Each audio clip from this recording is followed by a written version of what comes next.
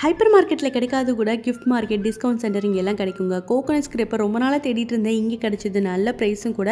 But நான் வாங்கலை, பார்த்துக்கலான்னு சொல்லிட்டு மேரேஜ்க்கு முன்னாடிலாம் இந்த ட்ரெஸ் செக்ஷன் தான் தேடி ஓடிட்டுருப்பேன் எங்கே போனாலும். ஆனால் இப்போ இந்த பாத்திர செக்ஷன் எங்கேப்பா இருக்குது அப்படின்னு தாங்க தேடி ஓடிட்டுருக்கேன்.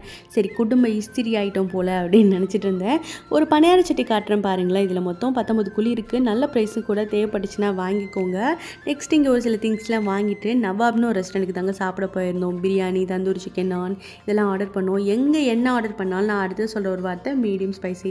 ஏன்னா டாக்டரோட அட்வைஸ் அப்படி. என்ன வேணாலும் சாப்பிடு, உரப்பு புளிப்பு மட்டும் ரொம்ப சேர்த்துக்காது அப்படின்னு பயந்துட்டே தான் எங்கே போனாலும் சாப்பிடுவேன். அப்புறம் சாப்பிட்டு முடிச்சுட்டு சுல்தான் சென்டர் தாங்க போயிருந்தேன். ஏதாவது ஸ்வீட் சாப்பிட்லாம் அப்படின்னு சொல்லிட்டு.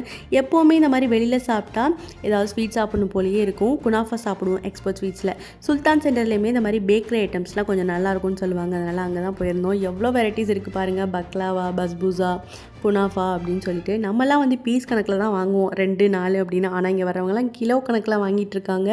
இதில் வந்து ஒரு சில ஸ்வீட்ஸ்லாம் பார்த்தீங்கன்னா கிலோ வந்து 1500 to 800 இந்த மாதிரி வந்து வரும். இந்த வீடியோ எடுத்து கிட்டத்தட்ட 2 வீக்ஸ் ஆகுதுங்க. பட் நான் இப்போ தான் வந்து அப்லோட் பண்ணுறேன். ரமதான் ஸ்டார்ட் ஆக போகுது. அதனால் எங்கே பார்த்தாலும் ஒரே ரமதான் வைப்ஸ் தான். ஓகே, நெக்ஸ்ட் வீடியோவில் பார்க்கலாம்.